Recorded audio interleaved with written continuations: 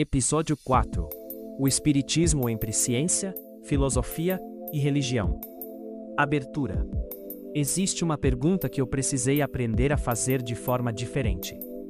Demorou algum tempo para que ela perdesse o automatismo e ganhasse o seu verdadeiro peso em mim. Durante muito tempo, quando pensava no Espiritismo e no mundo atual, eu me movia pelas perguntas de sempre. O Espiritismo é compatível com a ciência? Ou o Espiritismo é religião ou filosofia? São perguntas legítimas, claro, mas percebi, aos poucos, que elas trazem uma armadilha escondida na própria estrutura. Elas pressupõem que sabemos exatamente o que ciência, filosofia e religião significam. Operamos como se essas categorias fossem gavetas permanentes, restando apenas verificar se o Espiritismo cabe ou não dentro delas. Mas e se o problema estiver nas próprias gavetas? É essa inversão que me interessa hoje. A questão aqui não é decidir o que é verdadeiro ou falso, mas encarar um desconforto mais sutil. As categorias utilizadas por Kardec no século XIX ainda conseguem suportar o peso da realidade hoje? É uma pergunta sobre o tempo e a linguagem, sobre o que acontece com um sistema de ideias quando ele atravessa um século e desembarca em um mundo que já não pensa como o mundo que o gerou. No fundo, essa tensão não é exclusiva do Espiritismo. Ela acompanha o drama comum de habitar qualquer tradição hoje. O esforço de pronunciar uma palavra herdada em um tempo que parece ter esquecido como escutar.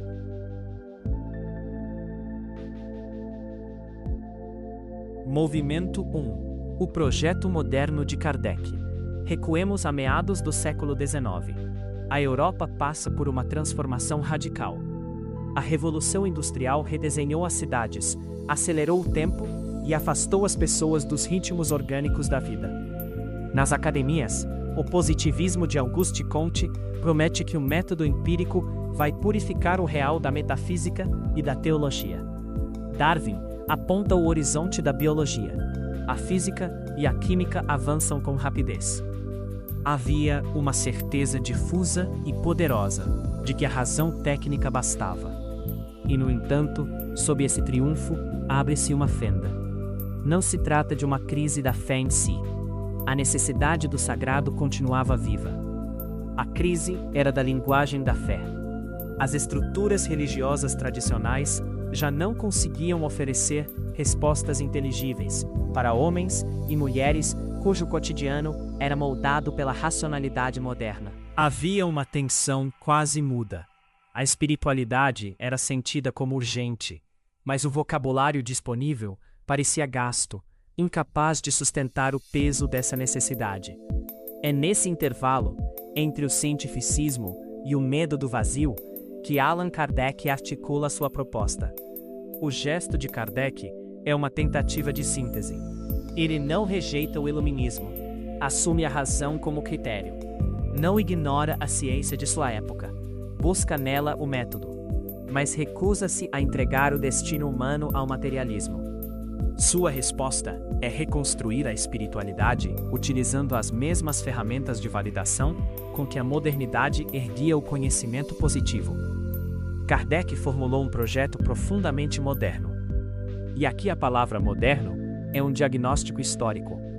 Ele é filho de um século que acreditava sinceramente que o espírito e o laboratório poderiam sentar-se à mesma mesa. Havia a confiança de que as leis do mundo invisível seriam mapeadas com a mesma clareza com que se mapeavam os elementos da natureza. Era um projeto corajoso e honesto com o seu tempo. E é precisamente essa integridade com o século XIX que exige de nós, agora, o trabalho da lucidez. Movimento 2. O tríplice aspecto e a tradução brasileira. Existe uma definição que se tornou o solo firme da identidade espírita, repetida quase como um axioma. O espiritismo é, ao mesmo tempo, ciência, filosofia e religião. O que era na origem uma descrição de método, transformou-se, sobretudo na experiência brasileira, em um símbolo de pertencimento. Mas o que essas palavras significavam para Kardec? No século XIX, o termo ciência tinha um sentido mais amplo do que a especialização de hoje. Dizia respeito a uma postura de observação atenta, registro rigoroso, comparação de testemunhos e busca por leis naturais. O estudo dos fenômenos mediúnicos seguia esse espírito. Era ciência porque recusava o milagre. A dimensão filosófica guardava a mesma coerência. Tratava-se de erguer um sistema capaz de responder às grandes perguntas: a destinação da alma, a causa primeira, a moral, de forma racional, longe dos dogmas ou de autoridades impostas. E a religião, nesse arranjo, era a consequência ética disso. Uma religiosidade sem altares externos, centrada na intimidade da consciência. Na Paris do século XIX, o tríplice aspecto era uma arquitetura equilibrada. O que ocorre quando essa estrutura chega ao Brasil? Uma tradição não migra apenas como texto. Ela ganha corpo em uma cultura concreta. O Espiritismo encontrou aqui um solo marcado pelo catolicismo popular. Uma sensibilidade onde o afeto, a dor e a proximidade com os mortos nunca exigiram grandes distinções teóricas. Encontrou também uma sociedade com fraturas sociais agudas, onde a legitimidade de uma crença se media pela sua capacidade de amparo imediato. A recepção brasileira do Espiritismo alterou os pesos do tríplice aspecto. A cura mediúnica respondeu a uma cultura onde corpo e alma andam juntos. A conversa com os espíritos virou uma linguagem de consolação, uma ponte sobre o luto.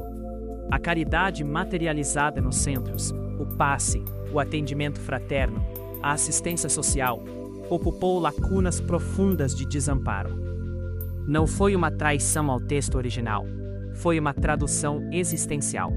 O Espiritismo sobreviveu e floresceu porque se tornou necessário. A institucionalização, conduzida pela Federação Espírita Brasileira, organizou esse campo tenso, mediando o desejo de rigor dos intelectuais e as demandas práticas da mediunidade e da assistência. A fórmula do tríplice aspecto funcionou como uma grande cobertura. Mantinha unidas correntes, que de outro modo poderiam ter se fragmentado. As palavras continuaram as mesmas: ciência, filosofia, religião. Mas a paisagem sob elas havia se deslocado. Isso não é uma crítica. É um dado da história.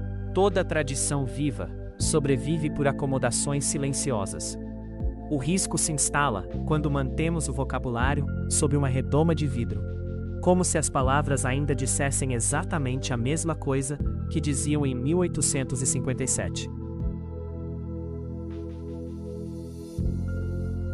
Movimento 3: a contemporaneidade e o choque de categorias. E assim chegamos ao presente. E aqui é preciso afastar as abstrações para sentir o mundo como ele é. Nossa época é marcada pela velocidade, pela hiperconexão que satura a atenção, e por uma fragmentação que enfraqueceu as velhas autoridades. É o tempo da espiritualidade terapêutica, onde as pessoas buscam fragmentos de sentido em meio ao ruído de informações dispersas, muitas vezes no isolamento de uma madrugada sem respostas. Tornou-se comum transitar entre a neurociência, a meditação e a psicologia, colando sentidos para aliviar o sofrimento imediato.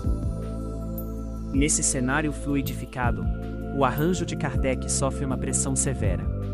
Pensemos na experiência de um jovem espírita no ambiente universitário.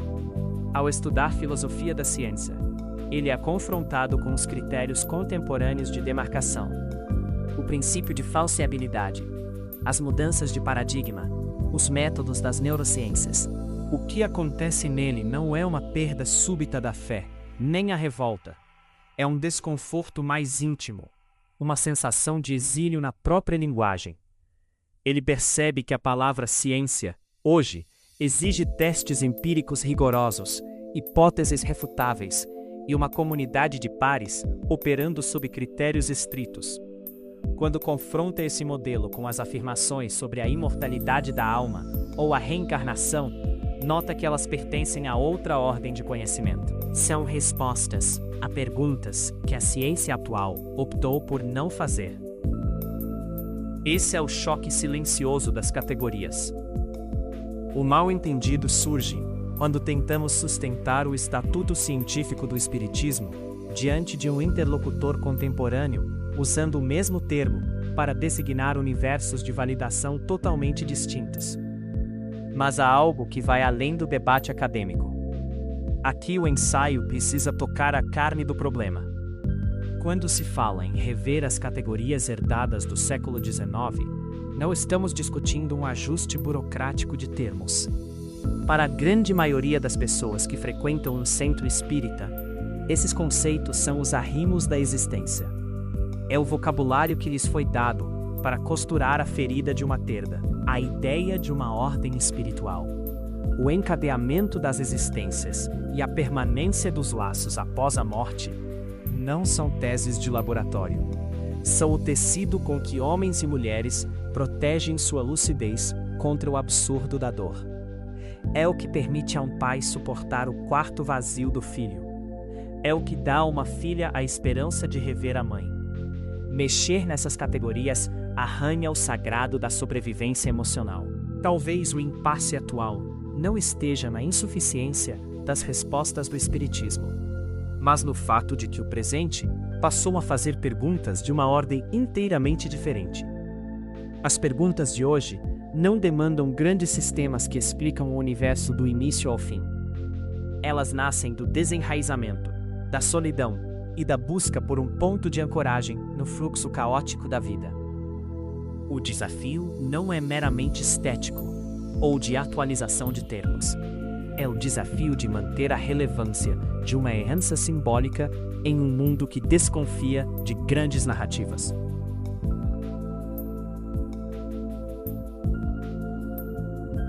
Movimento 4. O labor da reinterpretação.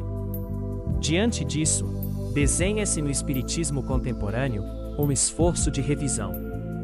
É um movimento ainda discreto, marginal em relação às dinâmicas institucionais, mas presente. É importante definir esse gesto. Não é abandono, nem destruição. É o trabalho da reinterpretação. Qualquer tradição que preza a própria sobrevivência sabe que conservar não é o mesmo que mumificar. Há uma diferença necessária entre o núcleo de uma intuição e as roupas históricas que ela precisou vestir para ser dita em uma época. Reconhecer que o vocabulário do século XIX reflete o seu tempo não diminui o projeto de Kardec. Devolve-lhe a historicidade e o direito ao diálogo. Contudo, quem se dedica a esse trabalho não ocupa uma posição confortável. Não se assiste a essa crise de fora. Quem pensa essa crise, a habita. Esses pesquisadores operam no interior da própria ferida, lidando com conceitos que também estruturam suas vidas e questionando fórmulas que aprenderam a respeitar. Avança-se sem bússola absoluta, sob o risco duplo de toda a hermenêutica, ou diluir o essencial em um relativismo sem força, ou enrijecer o acessório em um dogmatismo rígido. O esforço consiste em compreender o que Kardec buscava atingir através dos recursos da sua época, para então perguntar como essa mesma intuição pode ser enunciada diante das crises de sentido do nosso tempo. É um ato de fidelidade que recusa a mera repetição literal. Toda tradição viva precisa correr o risco de reinterpretar a si mesma. A recusa a esse movimento revela fragilidade. As correntes de pensamento e as fés que atravessaram as eras só mantiveram sua capacidade de iluminar a existência porque aceitaram morrer um pouco na sua letra, para que seu espírito continuasse a falar aos vivos.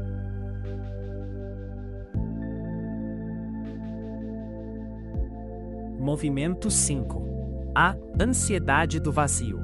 Chegamos ao núcleo mais denso dessa travessia. O lugar onde a análise precisa encarar a angústia da perda. Existe um perigo real no gesto da revisão. Um abismo que qualquer um que pensa a sua própria fé já vislumbrou no silêncio. O risco de que a depuração termine por dissolver o próprio objeto.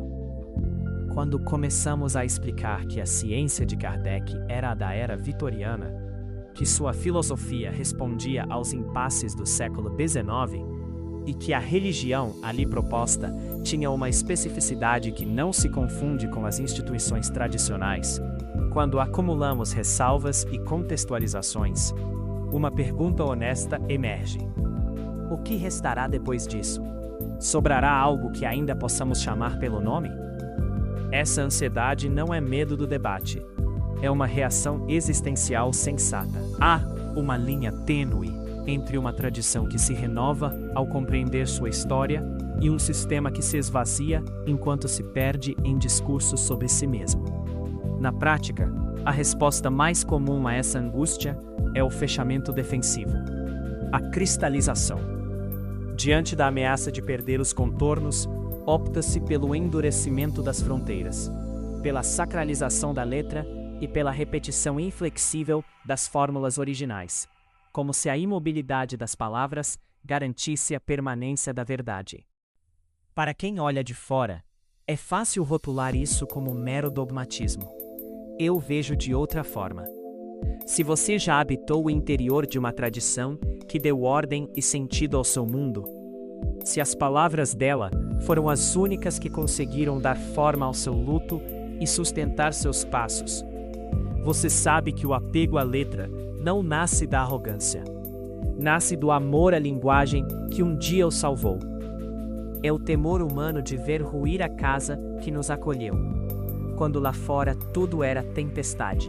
Como permanecer fiel à essência de um caminho, sem permitir que a identidade vire congelamento? Esta é a interrogação que permanece aberta, não como um problema lógico à espera de uma solução esperta, mas como uma tensão que precisa ser suportada.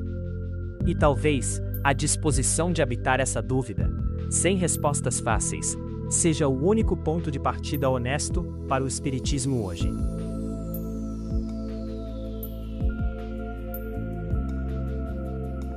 Encerramento. Chegamos ao final desta reflexão. Não com a satisfação de quem resolveu um problema, mas com a serenidade de quem aceitou olhar para ele. Há uma imagem que me acompanha sempre que penso nesse impasse.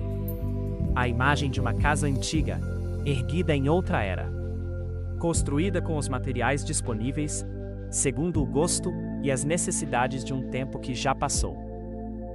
Ela resistiu ao curso das décadas, acolhendo pessoas, suportando as marcas do tempo. Aqueles que a habitam guardam por ela um amor profundo. Conhecem o som de cada degrau, a inclinação da luz nas salas, a geometria de um espaço que não faz sentido para quem vem da rua, mas que para eles guarda a memória de uma vida inteira. No entanto, o cenário ao redor mudou. O vilarejo virou metrópole. Os ruídos mudaram, o clima se alterou, e as demandas de quem passa diante das janelas são outras. Diante disso, o que significa verdadeiramente cuidar dessa herança? Significa manter cada telha e cada viga exatamente no lugar original, ignorando o desgaste? Significa demolir as paredes internas até que ela perca a fisionomia e se confunda com os prédios novos ao redor? Ou o cuidado exige algo mais difícil, o esforço de compreender a intenção dos construtores, a função que cada espaço desempenhava e o valor daquilo que decidiram proteger, para que possamos fazer escolhas conscientes sobre o que preservar e o que precisa ser revisto. Não existem respostas prontas, mas há uma diferença nítida entre as escolhas que nascem do medo de perder e aquelas que emanam da profundidade da compreensão. Talvez a grande questão contemporânea do espiritismo não seja abandonar sua identidade, mas assumir a responsabilidade histórica de compreender como ela foi tecida. Essa autocompreensão não é o relativismo que tudo dissolve. Não significa abrir mão do rigor ou apagar os contornos que dão singularidade à doutrina. Significa reconhecer que a linguagem humana é histórica, e que mesmo as intuições mais profundas precisam encarnar no tempo para serem ouvidas. Quem conhece essa história, quem compreende as forças que moldaram as palavras do passado, não trai a tradição. É, na verdade, quem está pronto para cuidar dela. Não por apego à casca das palavras, mas por respeito ao sentido que habita nelas. Obrigado por compartilhar este espaço de escuta. Até o próximo ensaio.